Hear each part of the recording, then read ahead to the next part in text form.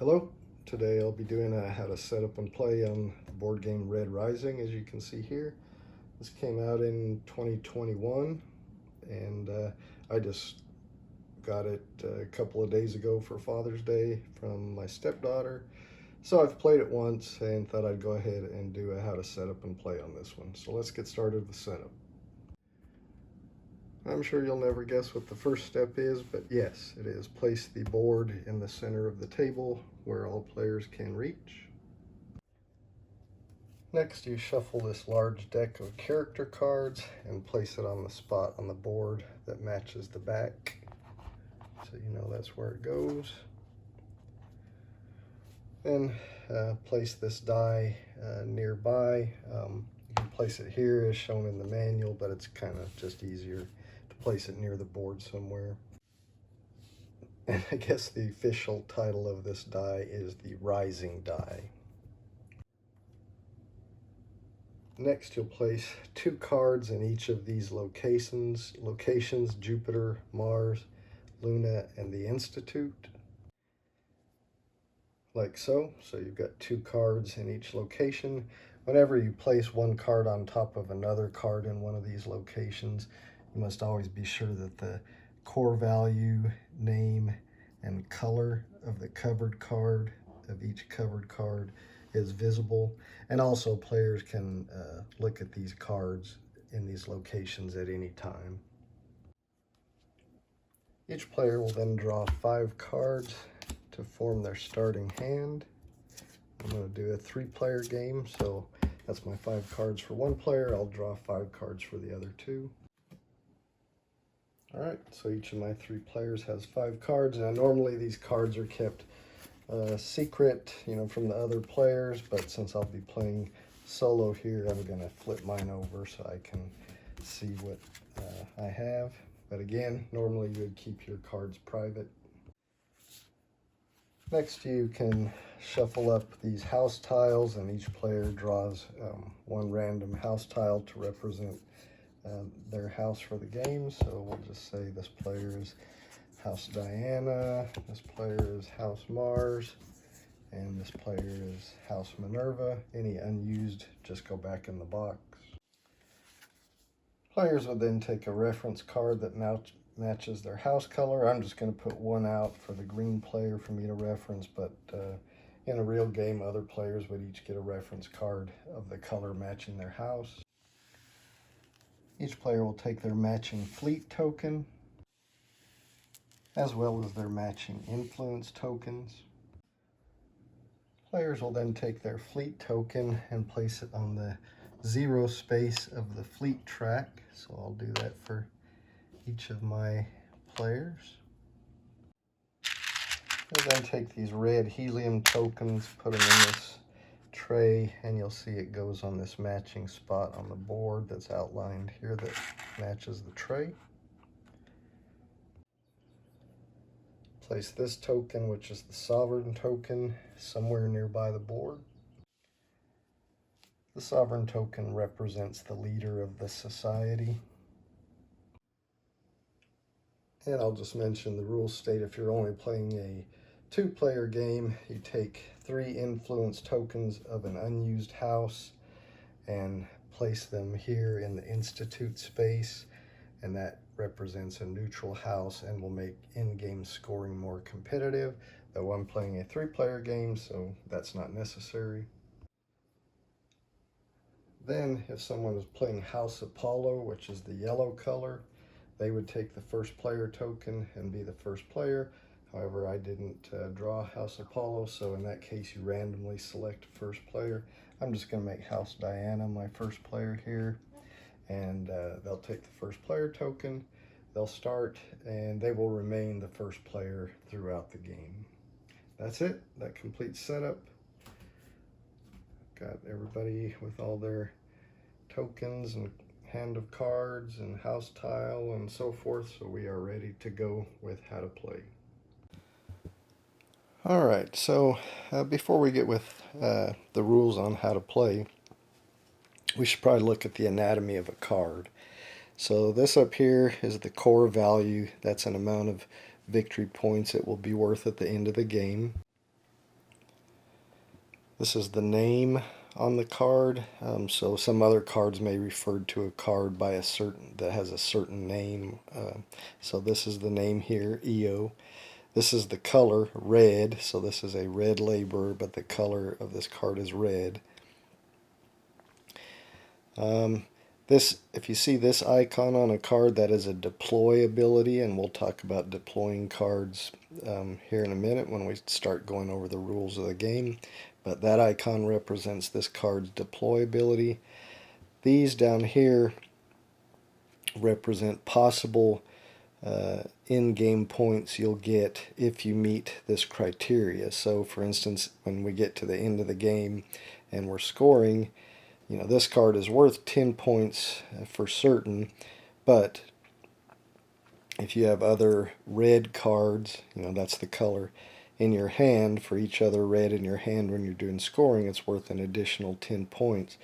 Whereas if it's with another gray card, if you have other gray cards in your hand, it's worth minus 10 points. And these icons here are sort of a visual reference to what these are saying down here. So it's saying that red is good, you want red, it's got an X through gray because you don't want a gray. If there's a gray in your hand when you're doing in-game scoring and you have this card, it's worth negative 10 points, unless that gray has the name bridge. So remember, again, this is the name. So if you had a gray with the name bridge, then you would not lose 10 points. So that's a little bit of the iconography there. There are a few other things that might be on. Let's see, like this card. It has this icon here. That is an end game ability. So when you're scoring at the end of the game, you also get this ability. This one is you may treat this card as if it is any one other color in addition to gray.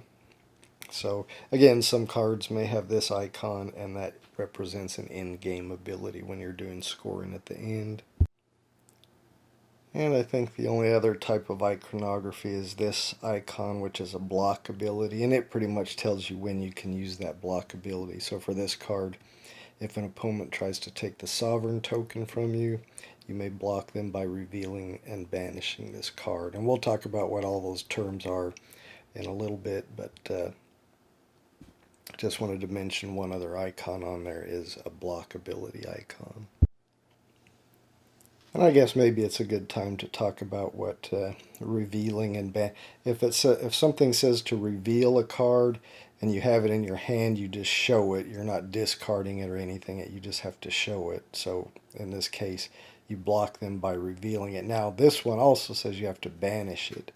So when you banish a card, you'll just have a sort of a discard pile, a group discard pile near the board that are banished cards that are temporarily or maybe permanently removed from the game. There may be some card effects that let you get a card out of the banished pile, but otherwise most anything that's in the banished pile will not be returning to the game. Alright, so how do we play? Well, you'll start with the first player, and they'll get to take one of two possible actions. You can, for an action on your turn, you can either lead or scout. So let's talk about leading, because that's the one you'll do almost every time. So when you lead, you will deploy a card from your hand to one of the locations on the board. If your card has a deploy ability, which I said has an icon like this, then you will trigger that deploy ability. Most of them are mandatory. The only way it would not be mandatory if it says you may, or if whatever the deploy ability says is something that can't be done, you can still deploy that card. But if it doesn't say you may and it can be done, then you have to do whatever the deploy ability is. So, for example, if this player was going to take a lead on their turn, they could deploy this card to one of the four locations the deploy ability is gain 1 helium for each red at this location. Well, none of these locations currently have a red, so they could still deploy this card to one of these locations. They just wouldn't be able to gain a helium for any red there because there are none. But that doesn't prevent them from playing this card to a location. But for instance, if he played, if this player played this card here to Mars, it says if deployed on Mars, then banish 1 non-gold from this location. So he would have to select either this orange or this yellow and banish it, and then this card would just be placed on top of whichever one of those two was not banished. And again, whenever you place a card on top of another card, always leave the core value, name, and color visible. So we'll say this player is going to take this lead action, so he is going to play this one, and he'll play it on Mars, and he'll banish this orange design. So we'll start our banish pile here. So he deployed this card here on Mars. Now he didn't have to deploy it on Mars. He could have deployed it somewhere else, and then he just wouldn't have resolved this deploy action. But if deployed on Mars, banish 1 non-gold, which we did, from this location. So after you've deployed a card when you're taking the lead action, then you have a choice. You can either gain the top card from another location other than the one you deployed to. So you could gain the top card here. If you deployed to Mars, you could gain the top card from Jupiter, Luna, or the Institute. So that would be either this one, the Pax, this Musician, or the Bone Riders. So again, when you're taking the lead action after you deploy a card, and do whatever deploy ability you have, if you have one, you can then either take the top card from another location, not the location you deployed to, and then you get the bonus of the location you take that card from. So if you took the top card here from Jupiter, you'd get to advance your fleet marker up 1 space on the fleet track. If you take the top card here from Luna, then you get to take the sovereign token and put that in your play area. And whenever you take the sovereign token, you get to resolve whatever your house tile says. So for this one, it says whenever you gain the sovereign token, even if you already have it, you get to place 1 influence on the Institute. So you get to take one of your influence tokens and put it on the Institute. And each other player's house tile has a different ability depending on what they get to do whenever they get the sovereign token. And if you took the top card from the Institute, that again just lets you put one of your influence tokens on the Institute. Now in this case, because we deployed to Mars, we couldn't take a card from Mars because you have to take the top card from another location. But if you had deployed to another location and you take the top card from Mars, that allows you to get 1 helium token into your play area. So the other option you have, once you deploy, if you take the lead action, you deploy a card, then you have the option to take the top card from one of the other locations and get whatever that bonus is from that location you take that card from, or you can just draw the top card from the deck, add that to your hand, and then you roll the rising die and get whatever the bonus is that's shown on the rising die. So let's talk about what the possible bonuses are on this rising die. If you get this one like we just rolled, you reveal the top card, and then you place it on one of the locations on the board. You're just placing it, you're not deploying it, so you wouldn't get whatever the deploy ability is. You just are placing the card in one of those locations. Alright, if you roll this, that's the same as the ability on Jupiter. You get to advance your fleet marker 1 space.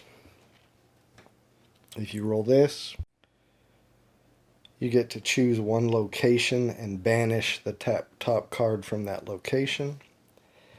If you roll this symbol, then you just get to take a helium from the supply and put it in your personal supply. If you roll this, you get to take the sovereign token, and of course that will trigger your ability on your house tile. If you roll this, that's the same as the Institute. That allows you to place one of your influence tokens at the Institute. And I believe that covers all the possibilities. So again, that's if you take the lead action, and then you have the option after you've deployed a card, done your deployment ability. You have one of the two options: either take the top card from a location, and then other than the one you deployed to, and then get the bonus from that location, or you take the top card from the deck and then roll the rising die and get whatever that bonus is. Alright, so that's the lead action. That's the one you'll do most of the time. The other action is the scout action, and probably the only time or times you'll take that scout action is once you're satisfied that you have all the cards in your hand that you want. Because in the scout action, all you do is reveal the top card of the deck and place it in a location. Place it as the top card in a location, not deploy it, so you don't get the deploy bonus.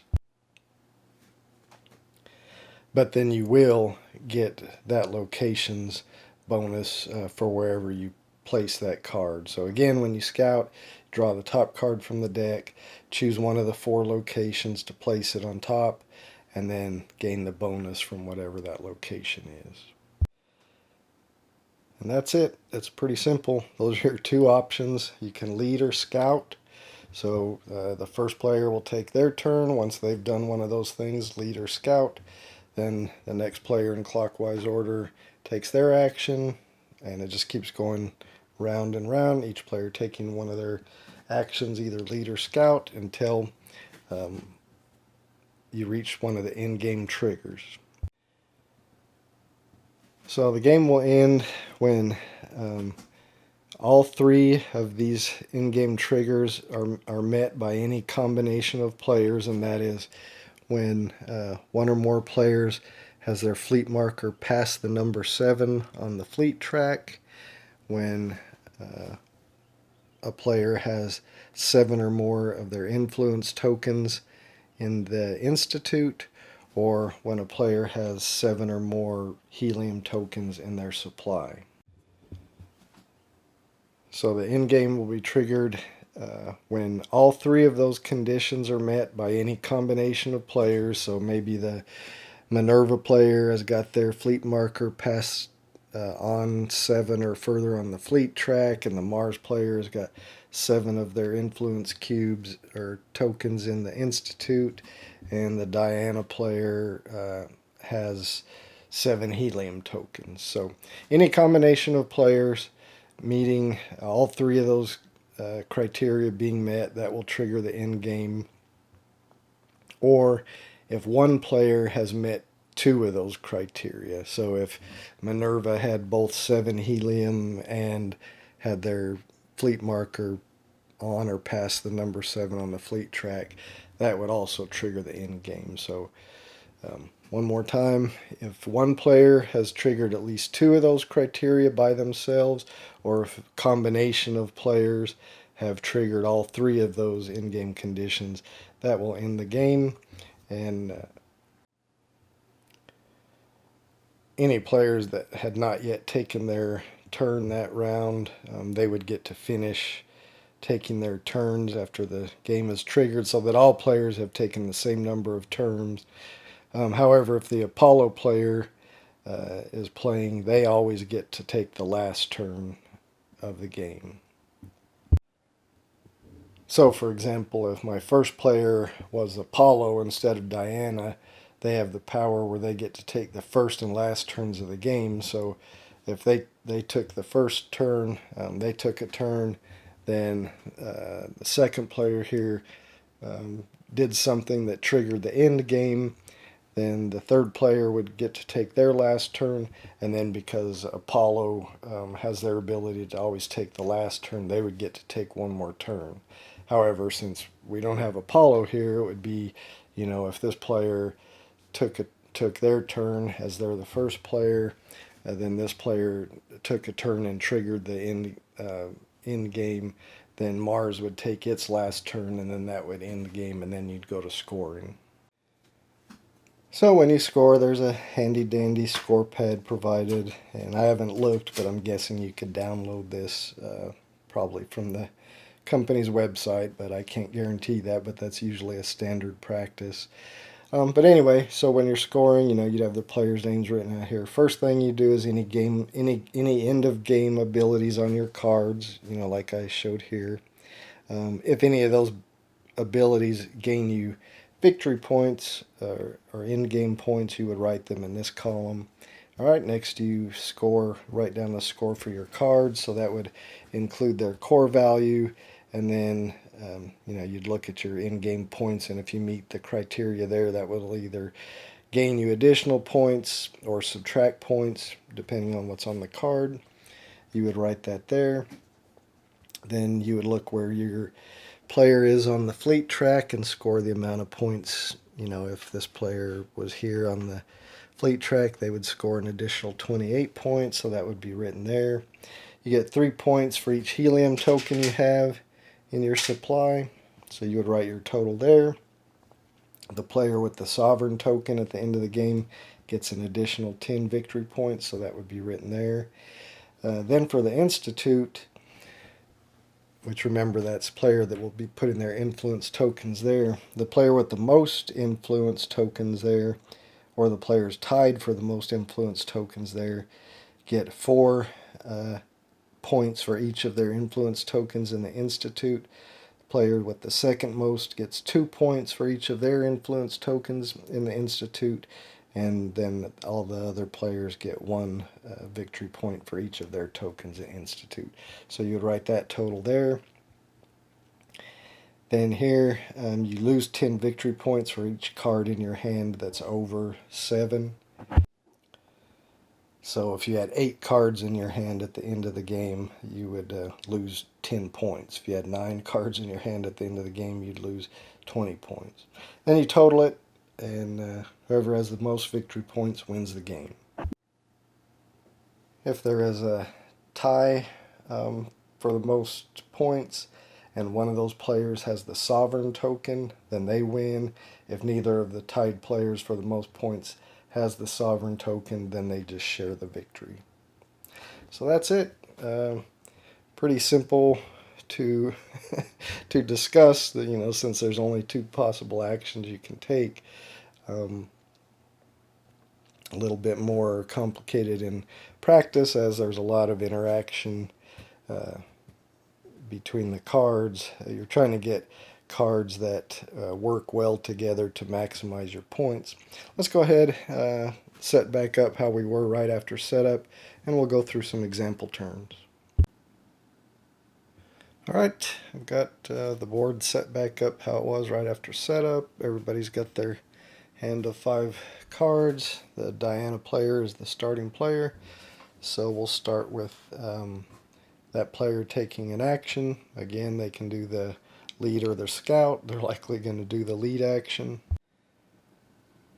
So just looking at his hand of cards, he's got this one that's worth 25 points, so that's probably one that he's going to want to keep in his hand, and it's worth another 10 points if he's got the sovereign token, -5 if he's got Cassius, Carnus, or and Octavia, or for each Cassius, Carnus, and Octavia, which currently he doesn't have any of those, so we don't have to worry about that.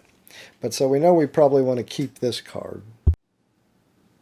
And this one's worth 20 and an additional 5 if we have the sovereign token. So both of these cards want us to have the sovereign token, so we know that's going to be one of our goals.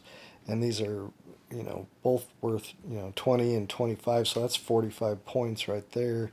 And then more if we have the sovereign, so we probably want to keep both of those. Alright, so we'll just say This player is going to do a lead action, so they're going to deploy a card from their hand to a location. So we're going to deploy Trig here, and its deploy action is move a gray or yellow from any location to under this card. You may gain that card. If you do, end your turn. So when its card says like that, end your turn. So if I were to move a yellow card to under this card but decide to gain that card and keep it, then I end my turn immediately, so I would not get to draw a card from another location and get that bonus. So when an effect like this, when you're doing lead, when you do the deploy action and it says if you do something you end your turn, then it ends right there. You don't get to do the part where you can gain the top card from another location and get the bonus, or gain the top card from the deck and get the bonus. So now I have to decide if that's what I want to do. So it says move a gray or yellow from another location to under this card. So that part does not say may. So if there is a gray or a yellow in another location, I have to move it under this card. Well, there is a yellow here. That's it. So we'll have to move the Psychologist to under this card. So let me just put it under there. And then it says you may gain that card if you do end your turn. Well, it's worth 20 points, so it may be worth gaining. But just because I'm trying to show how this turn works, I think I won't gain that, so I won't end my turn. So I've deployed, I've done the deploy ability, so now I get to choose to either gain the top card from a different location and get that ability, or gain the top card from the deck and roll the rising die and get that ability. I'm going to, because I know I want the Sovereign token, I'm going to gain the top card here from Luna. So that goes into my hand, and because I did that from Luna, that gives me the Sovereign token. And then whenever you gain the Sovereign token, you place one influence at the Institute. So I place one influence at the Institute. Alright, and that is going to end this player's turn. So now we go on to the Minerva player's turn. Alright, so now the Minerva player decides if they want to do a lead or a scout action. They're going to do a lead, so they're going to play a card to their hand. And they're going to play this one, this Artisan Chef, Brown. It's only worth 10 points, so that's not very good. They're going to play it here at Luna, and the deploy action, they're going to deploy it here, so the deploy ability is if deployed directly on top of a gold, which I did, move that gold to the top of another location and place one influence in the Institute. So I'm going to move that gold to the top of another location, and we'll just move it here to Mars. And then I get to put one influence at the Institute. Okay, that was all just my deploy action. So now I get to choose a card from another location and gain that bonus, or I can gain the top card and roll the die. So let's do that just to see something different. So instead of choosing the second part of my lead action, instead of choosing the top card from a different location, I'm going to choose the top card from the deck, and then I roll the die and see what bonus I get. Alright, so I got that one, which allows me to banish the top card from a location, any location.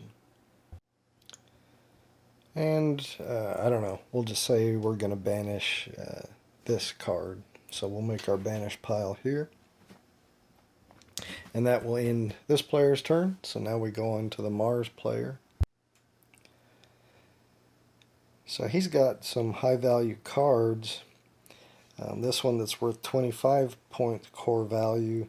He gets additional 5 points for each blue that he has, and an additional 5 points for each banished blue. Well, right now there's one banished blue, so that's going to give him 5 additional points. He's got this one, that's worth 20, but it's worth an additional 15 if there's no other golds, but he's got this other gold. So I'm not sure if it's best to get rid of this gold and keep this and see what other points I can get.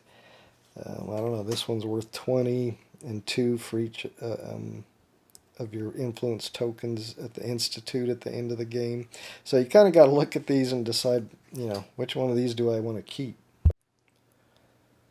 So just to see something different, we'll go ahead and we'll play this Colonel Valentine Gray. We're going to do a lead action, and we'll play this, deploy this card to the Institute, and its deploy action or deploy ability is move a gold from any location directly under this card. You may gain that card. If you do, end your turn.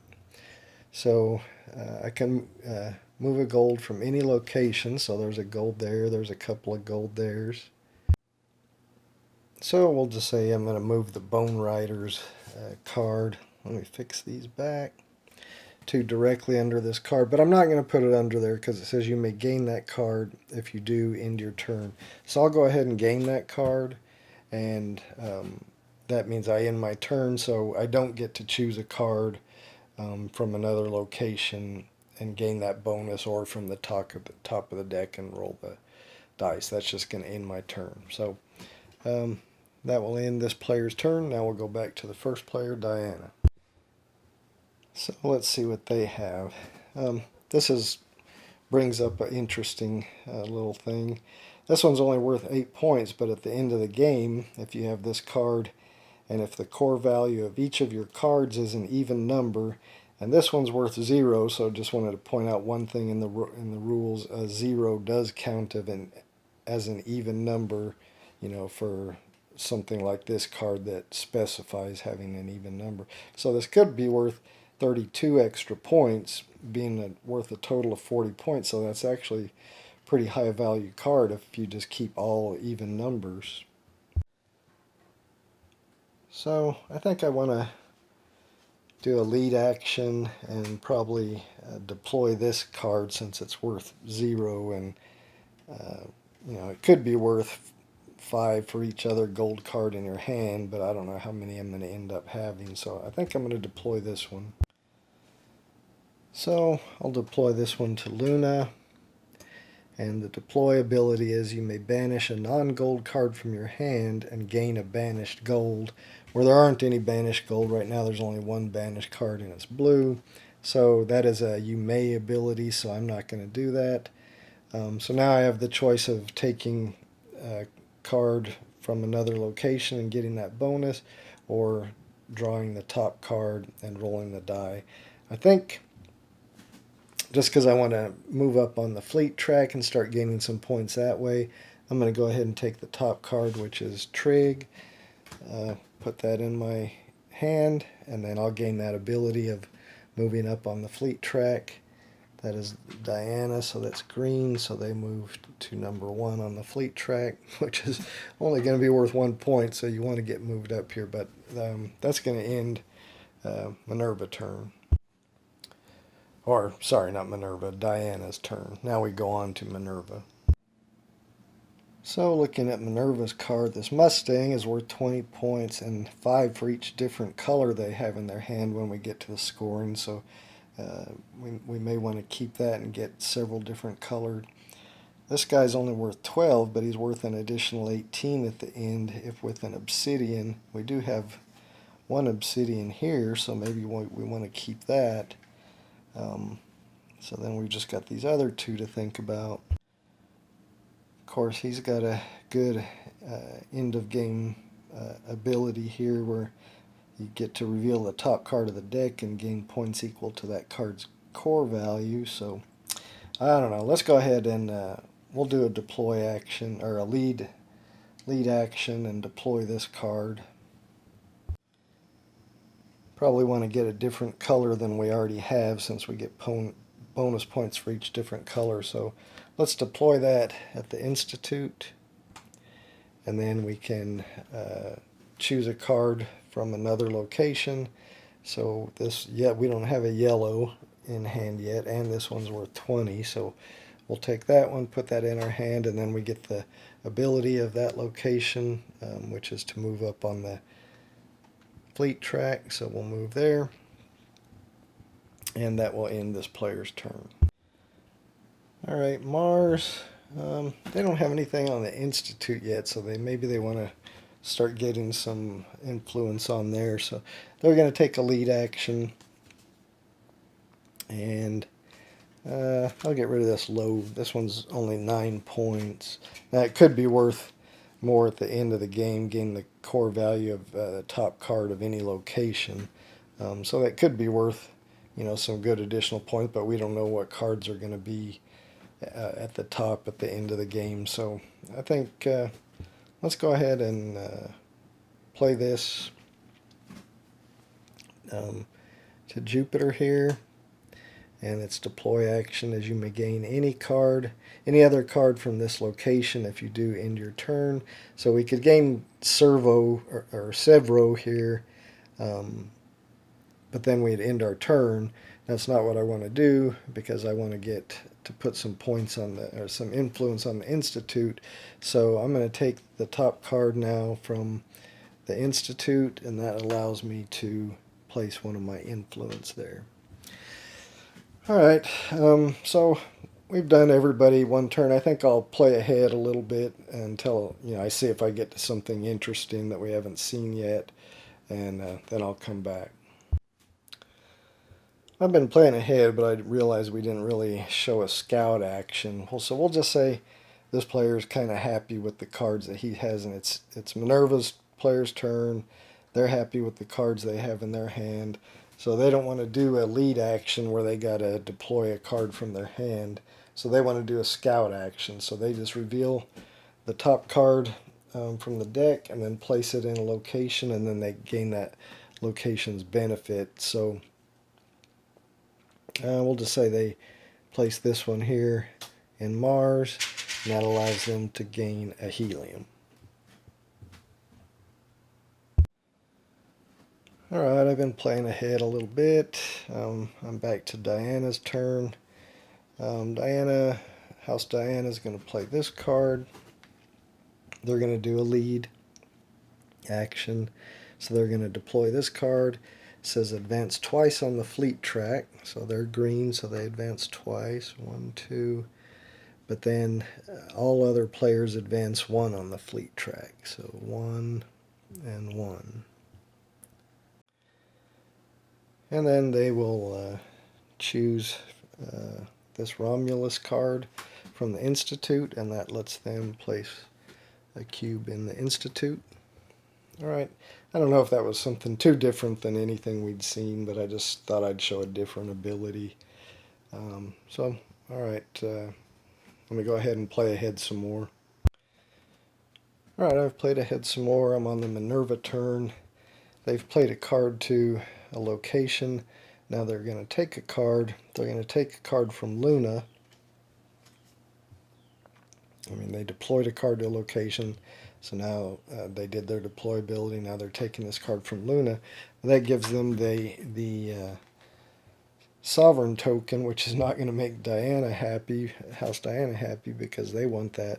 But their ability when they take the Sovereign token is when you gain the Sovereign token, even if you already have it, roll the rising die and gain the corresponding bonus. If the result of the roll is the Sovereign token, select any other bonus on the die. So let's see what we get. Oh, we get to put one in the Institute.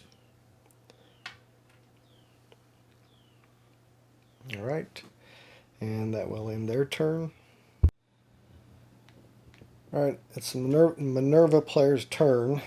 They just did an action that allowed them to place their seventh cube at the Institute, and they already are at 7 on the fleet track. So that's going to trigger the end game, because remember, if one of the in-game triggers is if one player meets 2 of the conditions, which the 3 conditions are somebody has their fleet track at 7 or higher, 7 or more influence in the Institute, and 7 or more, one player has 7 or more helium. Well, nobody is close to having 7 or more helium at this point. But, so the triggers are if one player meets 2 of the criteria, or amongst all the players 3 of the criteria are met. So one player has met 2 of the criteria, that being the Diana player. They are the first player, so the Minerva player and the Mars player will each get to do their turn, and then we'll go to scoring. So I'm going to do their turns off camera, and then I'll show scoring. And I'll just show the Mars player's last turn, since that's going to be the last turn of the game. I don't know, he's going to do a lead action, so he's going to play this one, and we'll just say he's going to play it here, deploy it here, so they get 2 helium for their deploy ability. And then they can choose the top card and get that bonus, or we'll just say they're going to get the top card of the deck and roll the die and see what they get. They get to reveal a card and place it anywhere. That's not really going to matter, maybe. Alright, so that's going to end all the actions, so now we'll go to scoring. Alright, so I've just got labeled players 1, 2, and 3. So the first thing you do, starting with the first player, is look at any end of game abilities. Remember, that's cards that have this icon. So there's none there, none there, none there, none there, none there. So player 1 doesn't have any end of game abilities. Let's see about player 2.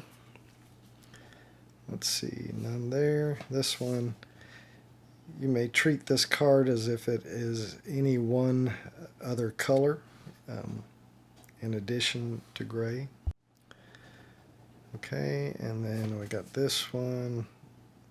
If you have the fewest cards in hand, ties count, gain 1 random banished card. Let's see, I've got 1, 2, 3, 4, 5. Let's see, the other players have 1, 2, 3, 4, 5, and 1, 2, 3, 4, 5. So I guess if ties count, then they get to get 1 random banished card. So we'll just kind of shuffle these up. I don't know if they, I guess if ties count, they have the fewest, so we'll say they get this one.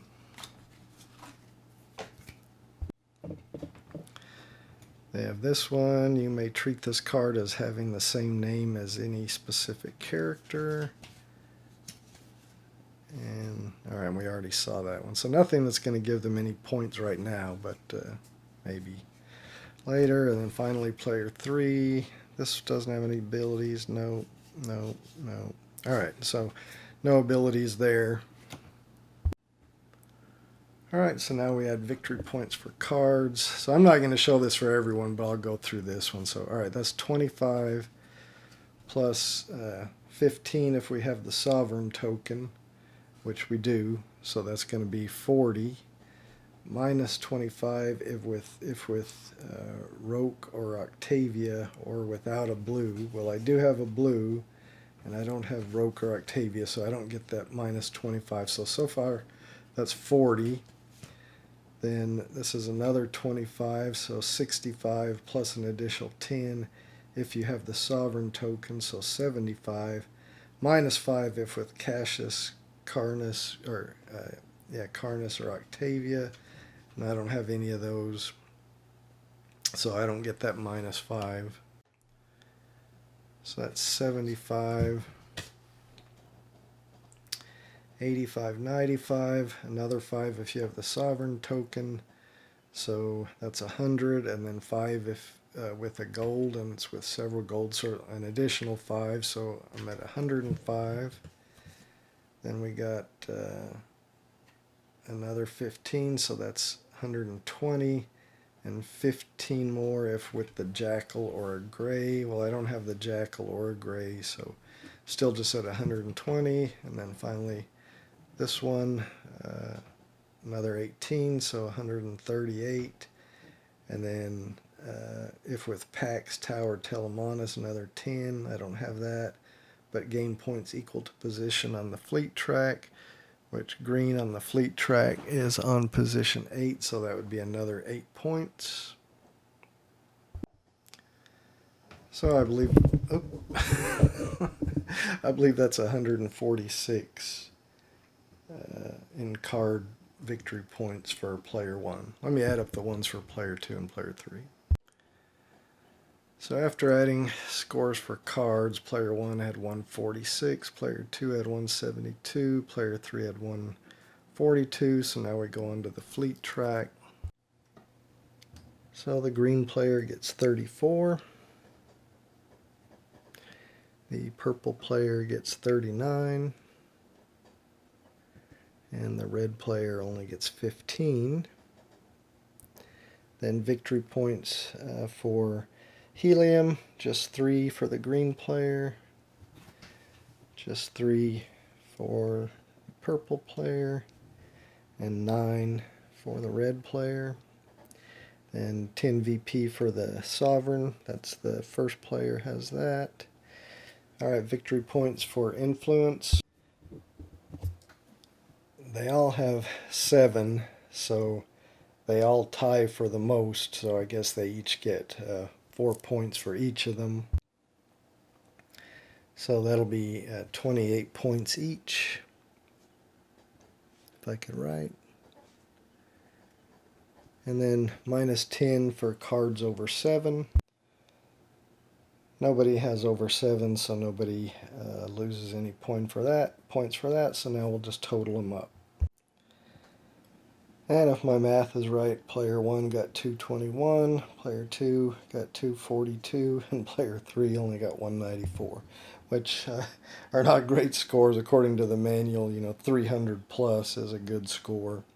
So I guess I wasn't playing optimally, just trying to do the video, but that should give you a good idea of how the game plays, how scoring works. So I'll wrap this video up. I will just say, after 2 plays of this now, it's okay.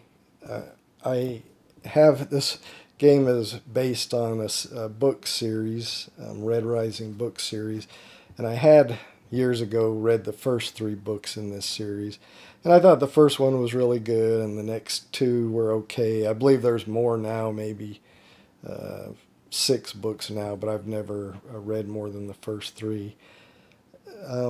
So the book series is okay, but I don't, playing this game does not evoke any feeling of that series, that book series to me at all. I mean, there's some of the interactions and the cards, I guess, that, are players that interacted or grouped together, teamed together in the books, but I don't know. I just don't feel that at all.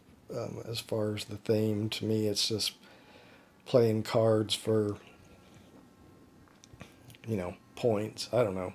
It's still an okay game, and it's probably more fun if you play it with other people. There is a solo, Stonemaier Games always has one of those Automa solo mode. I have not tried that yet. I probably will, just to see if that's more fun than playing it solo as 3 players. But anyway, I think I'll wrap this up. Thanks for watching. Hope you enjoyed it.